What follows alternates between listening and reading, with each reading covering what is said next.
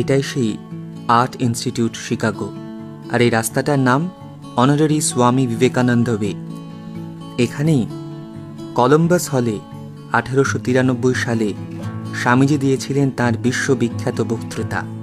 সেই হল বর্তমানে পরিচিত ফুলারটন হল নামে। 11 সেপ্টেম্বর 1893। প্রেক্ষাগৃহের ভেতরে ঢুকে মঞ্চটা দেখে সত্যি শিহরিত হলাম। এটাই সেই জায়গা, এটাই সেই স্থান যেখানে দাঁড়িয়ে স্বামীজি বলেছিলেন যে, হে আমেরিকাবাসী ভগিনী ও ভ্রাতৃবৃন্দ, আজ আপনারা আমাদিগকে যে আন্তরিক ও সাদর অভ্যর্থনা করিয়াছেন, তাহার উত্তর দিবার জন্য উঠিতে গিয়া আমার হৃদয় অনির্বচনীয় আনন্দে পরিপূর্ণ হইয়া গিয়াছে।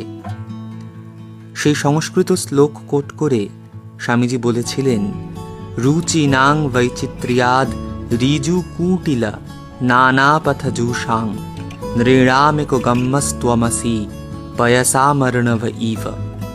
এর ইংরেজি তর্জমা তিনি বলেছিলেন, বিভিন্ন নদীর উৎস বিভিন্ন স্থানে, কিন্তু তাহারা যেমন সকলেই এক সমুদ্রে তাহাদের জলরাশি ঢালিয়া মিলাইয়া দেয়, তেমনি হে ভগবান নিজ নিজ রুচির বৈচিত্র্যবশত সরল ও কুটিল নানা পথেই যাহারা চলিয়াছে, তুমি তাহাদের সকলের একমাত্র লক্ষ্য।